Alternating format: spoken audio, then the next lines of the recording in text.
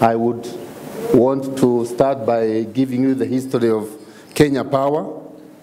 Did you know that Kenya Power is 96 years old? Born in 1922. And that's the journey of Kenya Power. From 1922, operating as East African Power and Lighting, and changed the name, didn't quite change the name, but in 1954, another company which was a subsidiary of East African Power and Lighting called Kenya Power Company was formed basically to manage the hydros.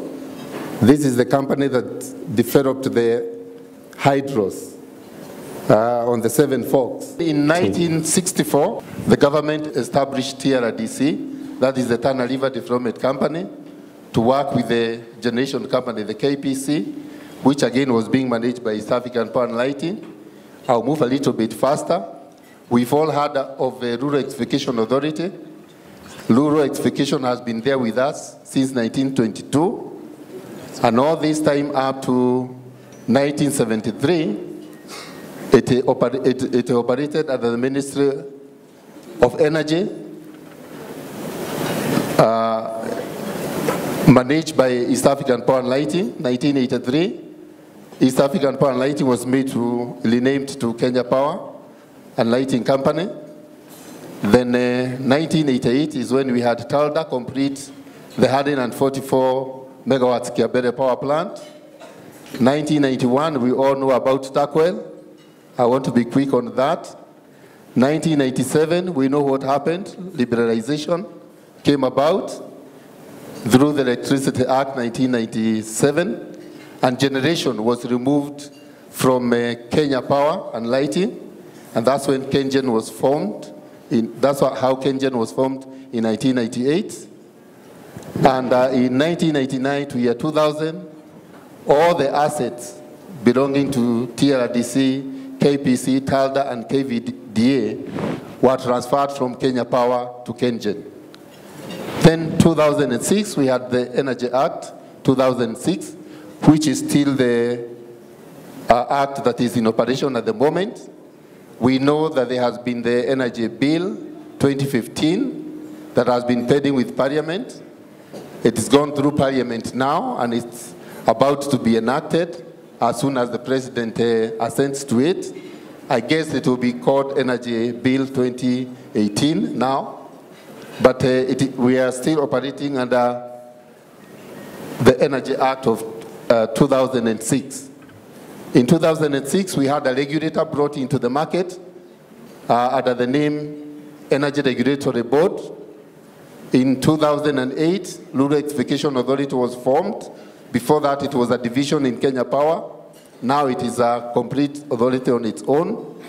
2009, GDC, that's Geothermal Development Company, was formed with the sole purpose of delisting the geothermal wells so that they can go out to all the exploration, do the drilling for the steam, and then invite investors, be they KenGen or IPPs, independent power producers, to convert that steam into power. So in 2010, Kenya Power rebranded, and KPOC rebranded to Kenya Power. 2013, we restructured. And this year, we are restructuring again. I'll come back to that again later.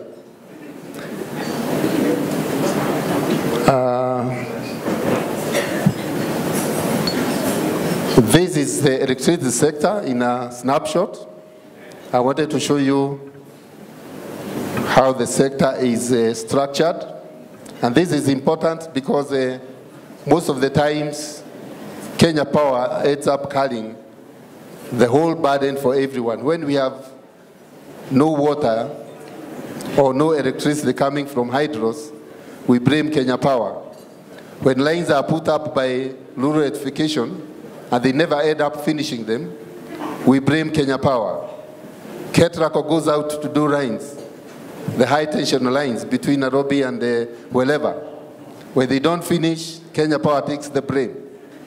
We don't want to share that blame. We are happy carrying it on behalf of the sector, because after all, we are the face of the sector to the customers, but we think it is important for others to know that we have other players in the sector.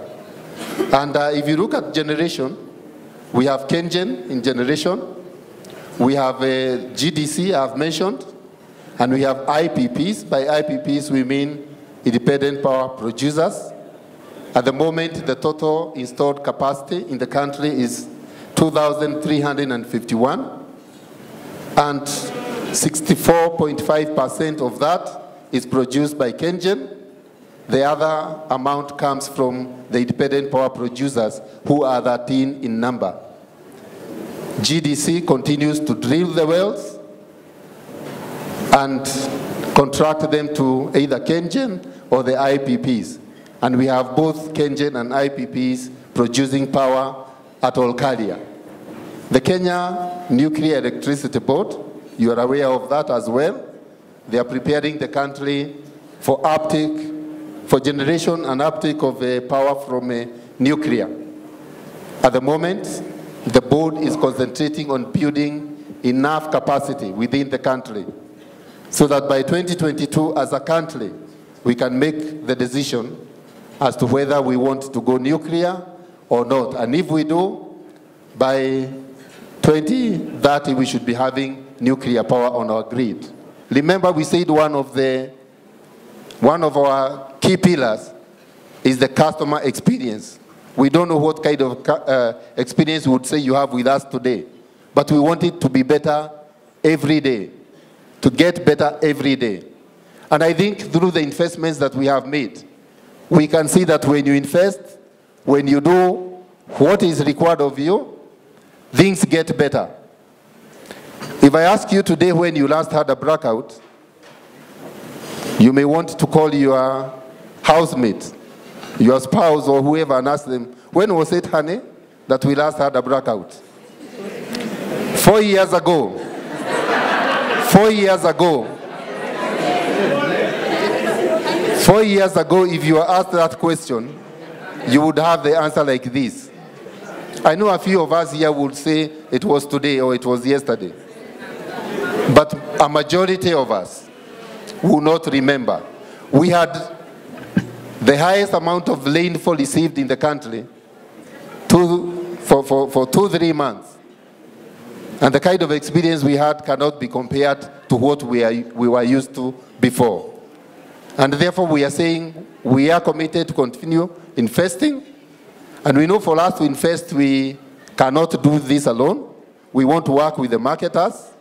You are the people who can go out there and do the research and come and tell us what Kenyans are thinking about us. Come, let us talk. You are the ones to help us bring out the good message of the many things that we are doing. And at times, we just keep doing it without bothering to tell Kenyans, hey, we are doing ABCD for you.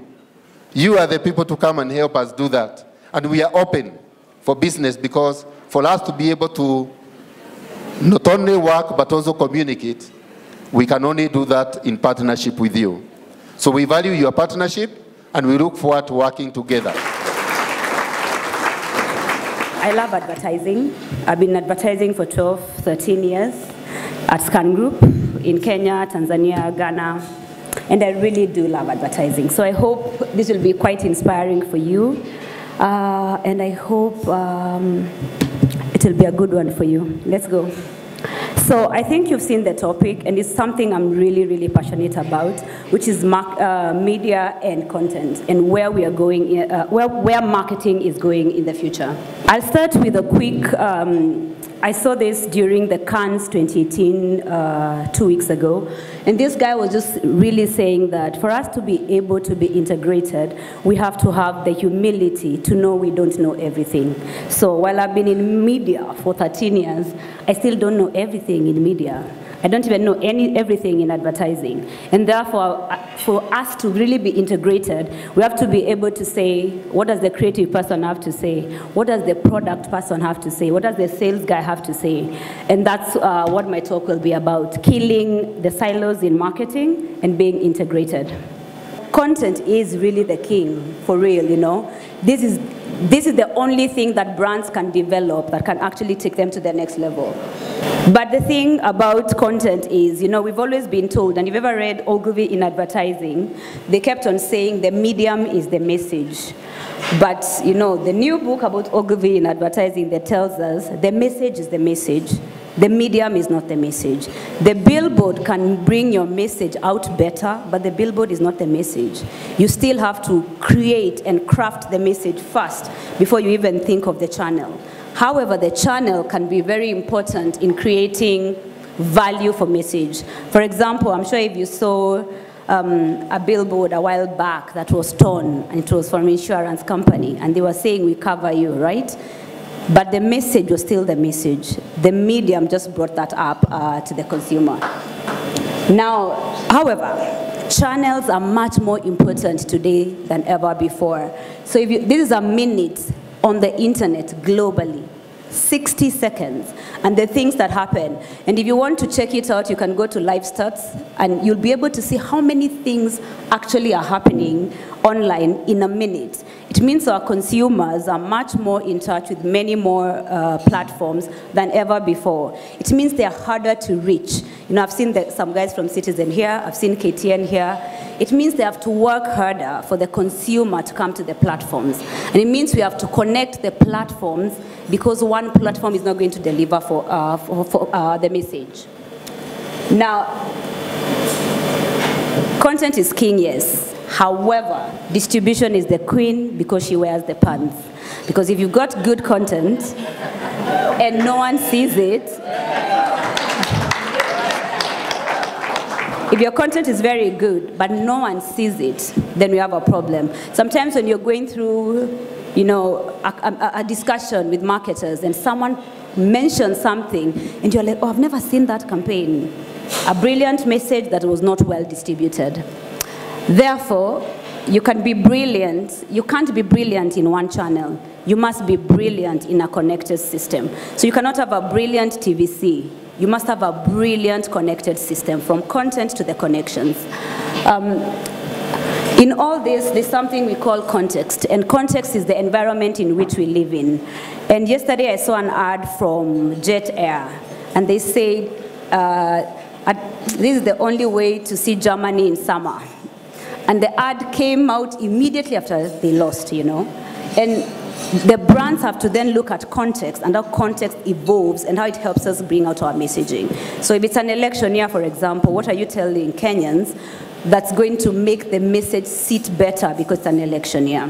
So for content and for integration to work, for media and content to work in today's world, it has to be shareable, online and offline. And I always say digital, and there's some digital guys sitting here and over there. But digital is a big channel that sometimes gets into our heads. And now we think we only want to do digital. And we feel, if I do digital, then why is it not working? But before there was digital, people were having conversations, right? So people were having conversations, and what social media did was just take those conversations that you had as word of mouth and put that on steroids and just give you a platform to share them. So how do you get people to still have word of mouth conversations, but not always on social? Because the maximum number of people we have on Facebook are, Marianne? 5 million, see, digital guys, 5 million. But Kenyans are 40-something million, right?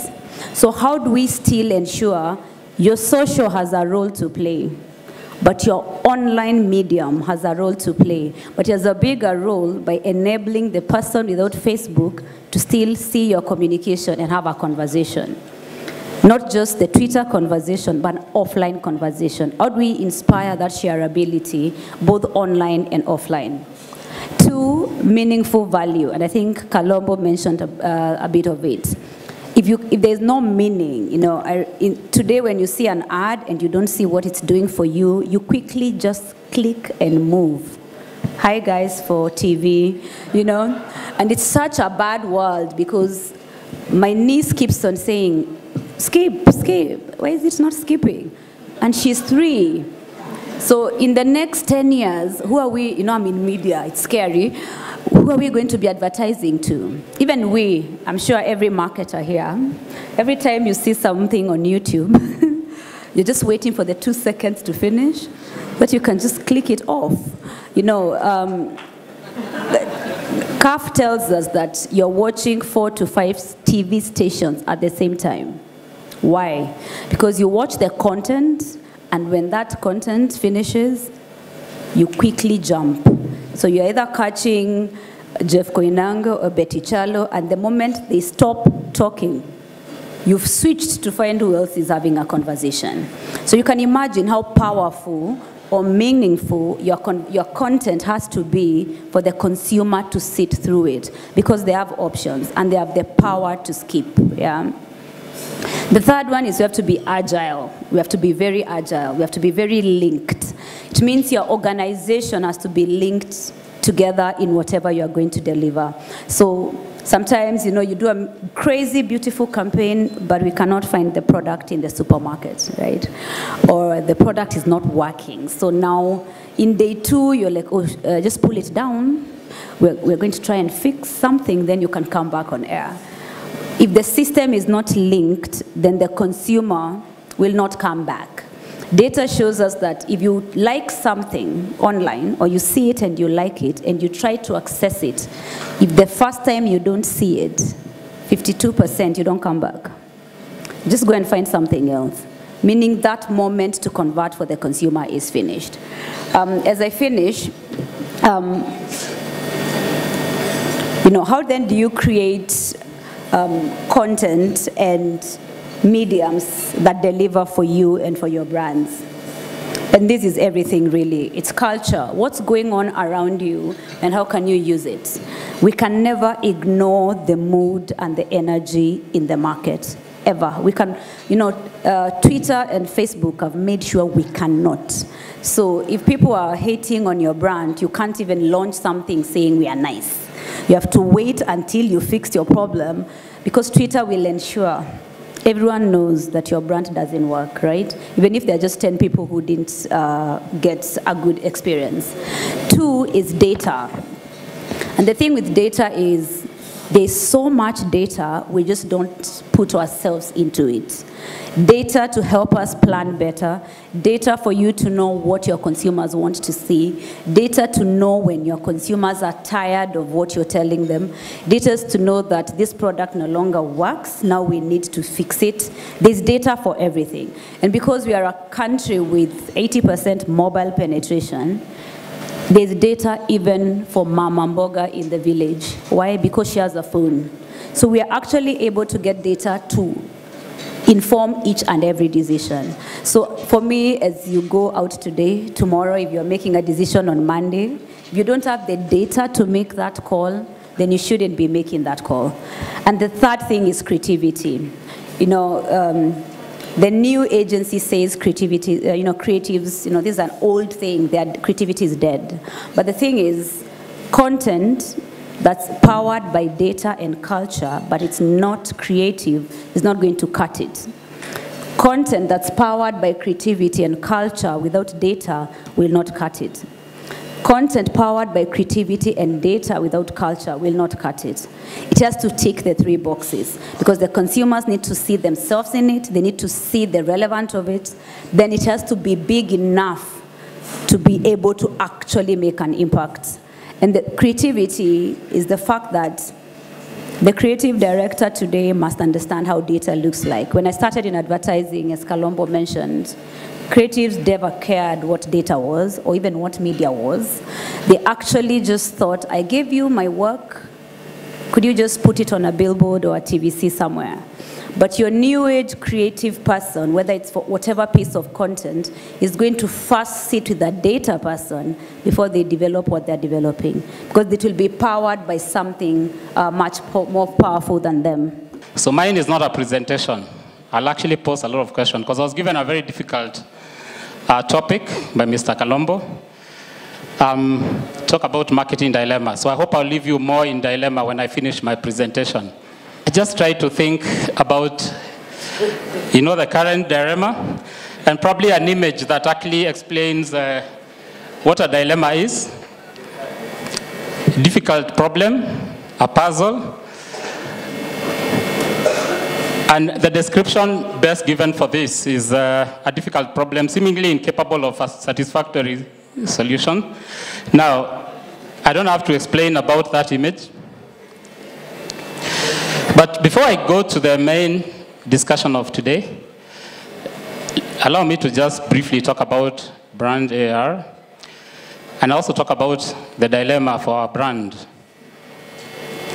We used to be one company called MIP, or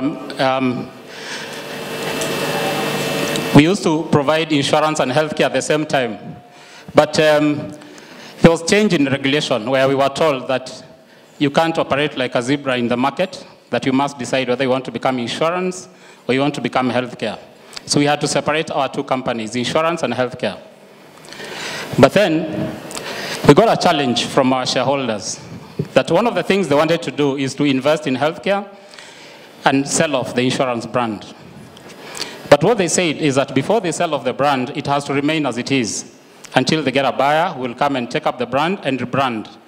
So today when I drive the healthcare brand, people still call me and tell me that, I want to buy insurance or my insurance expired. And I tell everybody that I'm in a healthcare business, I'm not in insurance. Now, if you look at the Karibu campaign that we did, we were trying to get out of this dilemma.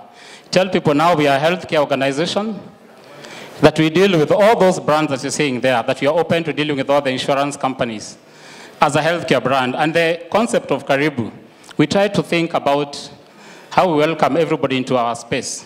Try to remember how many times we've said Karibu today to people. And we try to think about our concept of welcoming people into our space and put our brand inside there so that every day when we tell people Karibu, that we know we are welcoming people to our space. But this is our dilemma that we have to deal with, talking about our brand, healthcare brand. But before I continue to talk about the topic for today, allow me also to acknowledge the team that I work with. I'm sure they are here, and I'll kindly ask them to stand up. The team from AR Healthcare, the senior management team.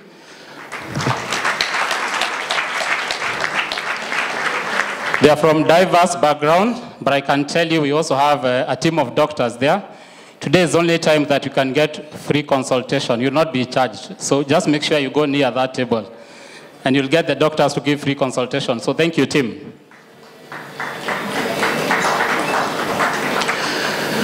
So when I was told by Dr. Kalombo here to talk about marketing dilemma, I decided to look at it from different scenarios. And I came up with different scenarios that I'll take you through about our dilemma. And I know some of the presenters here have alluded to some of the challenges that we are facing today. And one of the biggest challenges we are facing today is the information clutter. No, sorry, before I get to that, let me talk about what we are seeing today. And my question today that I'm asking, is marketing a career? Is it a side hustle? Is it a thing for entrepreneurs? Because today, and I look at what I get, every day the proposals that I get, people will tell me that, we are now have a branding company, a communication company, we can help you brand. So sometimes I pick my call and I call the person and ask exactly what do you do? The guy tells me, I'm a lawyer, but I have a side hustle. So I asked the guy, so what do you want to do? We know we can help you guys rebrand. So I asked the guy, what does rebranding mean? I was walking around Mombasa Road, and I noticed you guys don't have a billboard, and I can get you one. The other people tell you, we print a lot of brochures. Now I have a very good printer. But if you look at their company, it's called, branding, all the big titles that people are using in marketing. And I keep on asking myself, how come I've not seen any marketer who's opened a legal firm? Because today everybody has become a marketer. Even engineers, that is their side hustle. Now I have a branding company that does branding. And when you ask them exactly what do you do, in fact, I've asked most people, what is brand equity? They look at me like, no, we normally print brochures. And actually when people come to you, and you've seen all those briefcase people with branding companies, marketing communication, have done this for many brands, and they even give you a list. But most of the people, I ask them, in fact, the other day somebody told me they want to do a brand audit. I said, that sounds very good. So what do you want to do? You know, I was driving along Mombasa Road, and I realized most of your competitors have a lot of billboards, and I've not seen one for AR. So according to them, that's what a brand audit means, that they can check where my, I don't have visibility. And I'm challenging marketers, because you are the people who are engaging those people. Every entrepreneur today, and I don't have to mention them, you've seen, even one of the biggest challenges why even government is struggling. Ask almost every government institution, parastatals, talk to the counties, most of them are rebranded. But you ask them what exactly they did, they changed colors. You know, we used to have green color, now you can see we have red. And they say now they branded. Now, as marketers, that's the challenge that we need to, and that's the first dilemma, because we are working with these people, most of us. I go to the second one.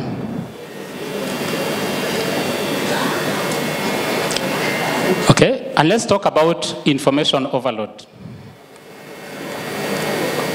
If you look at what we are doing today as marketers, and that's the challenge we have, we must give information about what our companies are doing, what our brands stand for.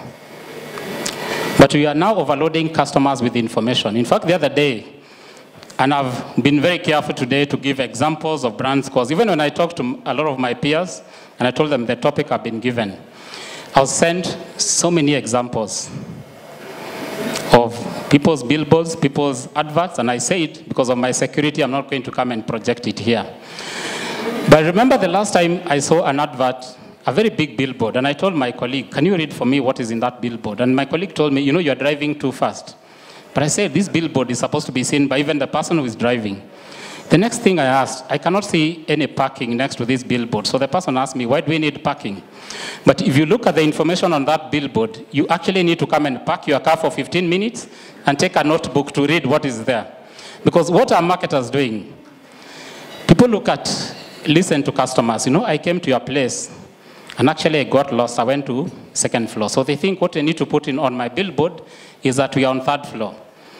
Then when they come, somebody tells you, I went to third floor, but I went right to your competitor. Then they think they need to add on that billboard that you're on, go to that floor, but on the left. So if you look at the clutter that people are putting all over, and I'm just giving an example. You know, we won the last award, 10 awards put on the same billboard. And if you look at that information, we are completely losing focus. And it's not just on the billboards, I'm just giving examples. If you look at the information overload, now what we've done to our target customers, everybody is thinking, how do I block this information that these people are sending me? Because everybody is wondering, I don't need this information. Okay?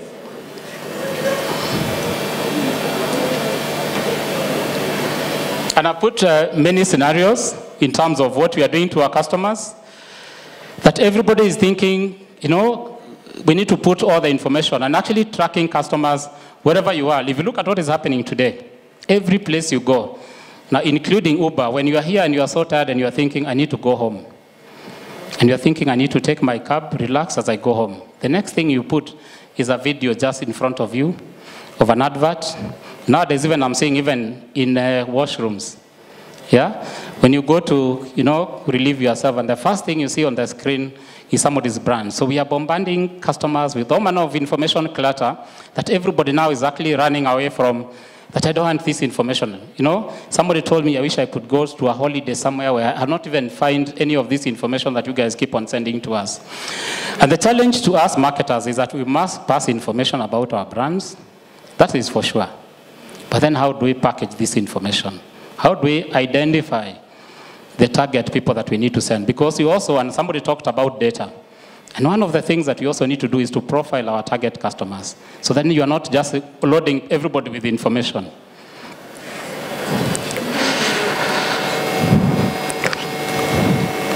Okay? Now, I'll go to my third dilemma, and I'll call it misuse of sex in advertising, because everybody thinks that, this is very attractive. What I've tried to do, and I said I have many examples of the current brand, so I tried to pick international examples that nobody's going to accuse me that you stood here and came and attacked our brand. This advert, when it was done, actually the owners of this were actually forced to withdraw it. Okay? Because the argument is that this looked like a rape scene.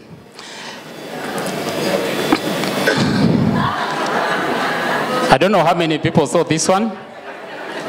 It was actually an actual advert.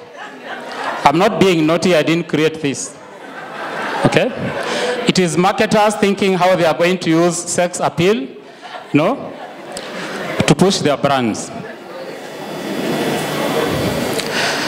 Just a few weeks ago, I had an event, actually a golf event, and there is some group that had a very good activation. When I looked, some beautiful ladies, well-dressed, with some micro skirts, and a very nice, attractive image. So I went there and asked the lady, what exactly are you doing? And you know what she told me is that we are selling bamboo farming in Kilifi.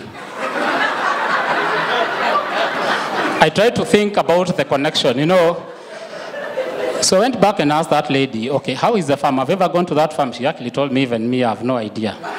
Okay? Now, if you look at some of the attires that had actually been given by some of the marketers, it was actually written brand ambassador. Okay?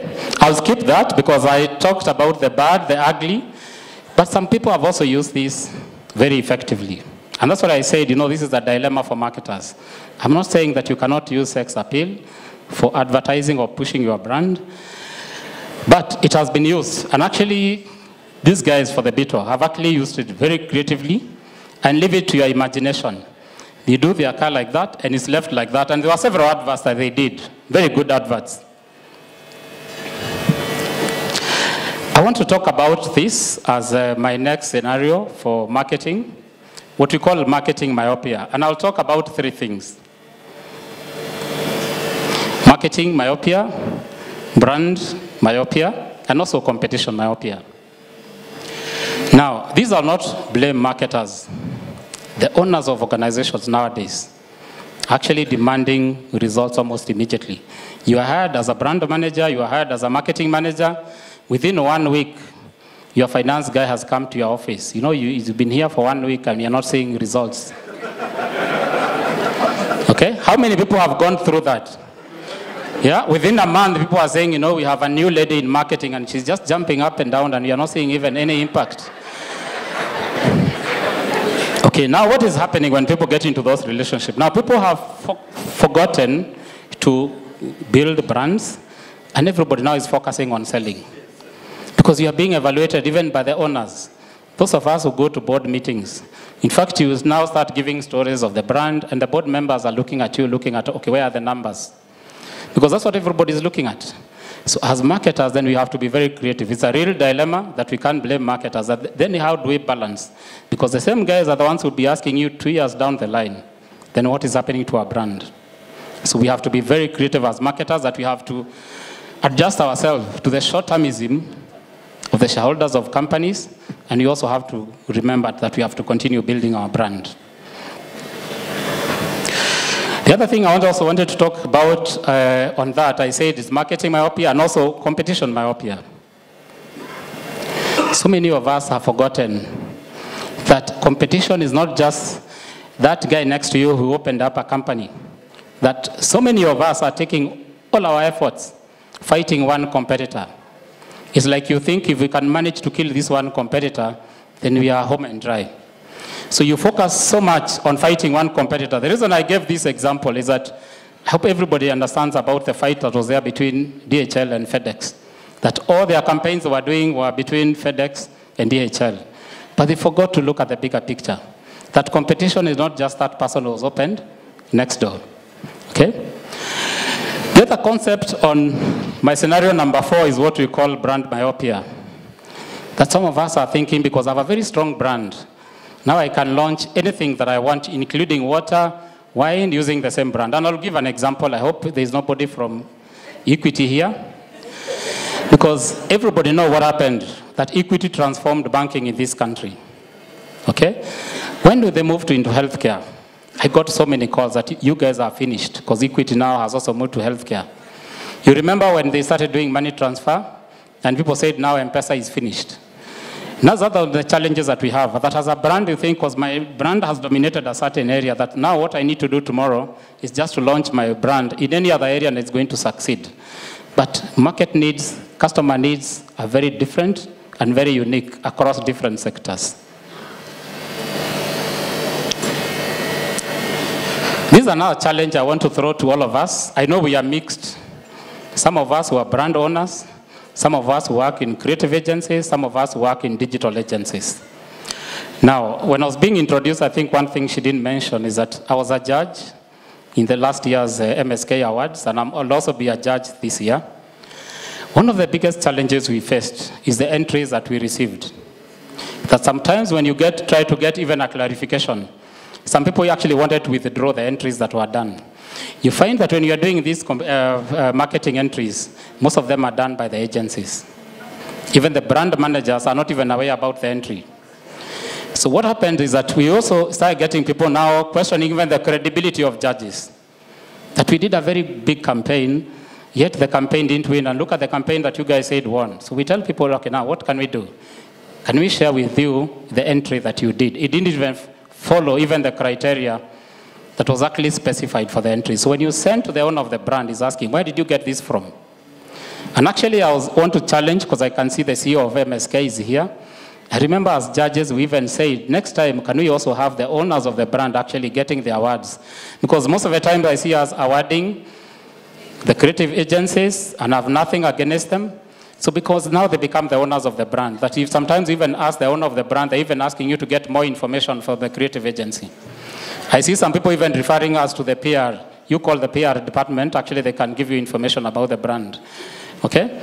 So the challenge, and I see, is who is the owner of the brand? Who understands what the brand stands for? Is it the owner of the brand? Is it the brand manager? Is it the marketing manager?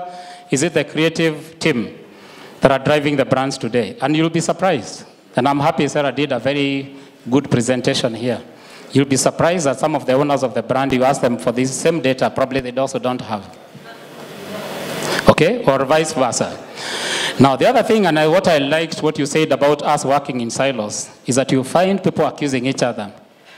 The creative agency, okay, and the client. Sometimes you ask people, so how did you come up with this? You know, people are telling you, the agency will tell you, we try talking to the client, they will not listen to us. And I say that's one of the challenges that all of us must have. And I tell people, even for me as a brand owner, I tell my agency that before we release the final product, all of us must sign it off, that all of us agree, we sat down. So if we came up with crap, it's us. So if we came up with a winning campaign, it's all of us. So we must work together between the agency, okay?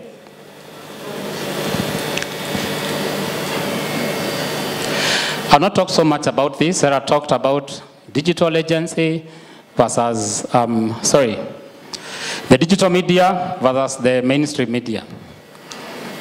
From where I sit, and this is what I find very interesting. Today, if I meet, and I'm happy that the mainstream media are here, the first thing they tell you, you guys don't trust these digital people. And they give you all the stories about if you advertise in the mainstream media, we've been there and this is what you get. If you meet the digital guys, the first thing they tell you, if you look at what is happening with the mainstream media, everybody has stopped following. Nobody now is watching news. I heard her talking about integrated communication. And one of the things I tell people, even when I work on my brand, is that we must get the digital team, the creative team, they must work together. Okay? The mainstream media and the digital media must see each other as complementing each other. But what I find today, and I can tell you, every time I have a meeting, and I'll not mention those guys, the first thing they're trying to show you the way the other medium is not going to work for you. Yeah? So you must understand that the brand owners, and remember, our budgets now are going to be split between those different channels. So you must work together to see how the brand is going to succeed. The other challenge, and I heard there are some digital team here, and I've always asked the digital people driving the digital campaigns, are they marketers or are they techies? Anybody from the digital media?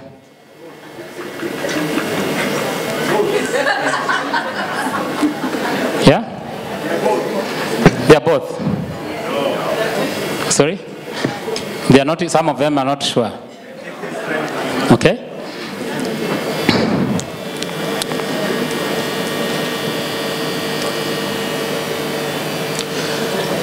And probably I just wanted to talk briefly about this.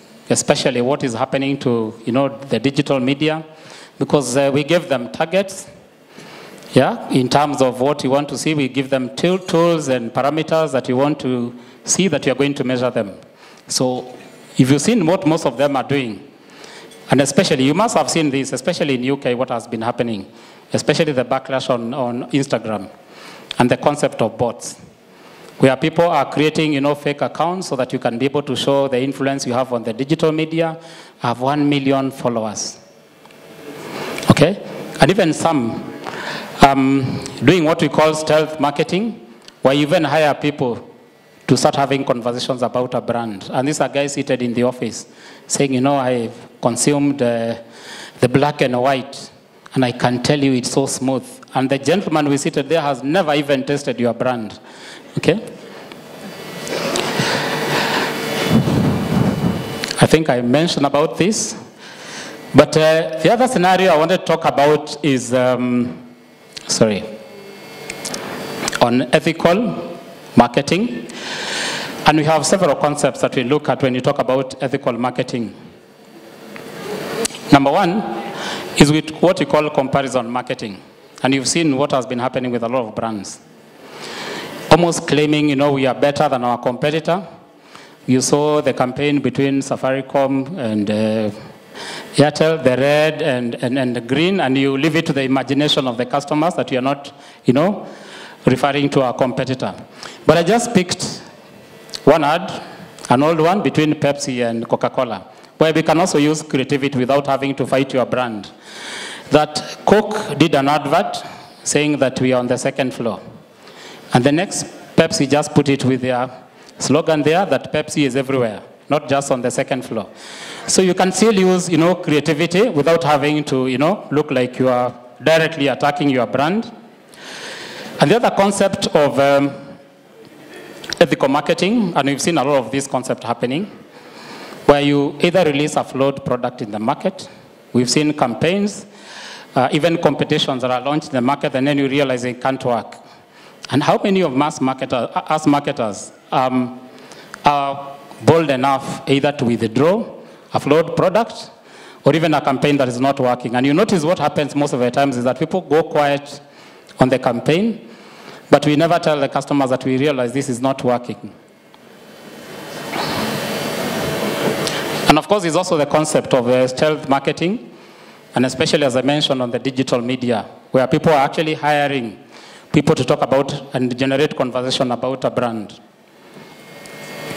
Talked about this comparison marketing. You must have seen the advert, Durex, that said to all those who use our competitors' products, Happy Father's Day. This was one of the adverts that was done on a Father's Day. And you can leave it to the imagination in terms of what they were talking about the competition. Before people start sleeping, I want to go to my conclusion. And I say for marketers, we have to go back to the basics. Despite all these things that we are calling marketing dilemma, there are certain basic concepts of marketing that all of us must look at. Number one is the concept of what you used to call STPs. Segmentation, targeting, and positioning. I've seen everybody has become an entrepreneur today. One of the questions I always ask people, by the way, who is your target market? They look at you, they tell you, but we were told there are 5 million Nairobians. Almost everybody.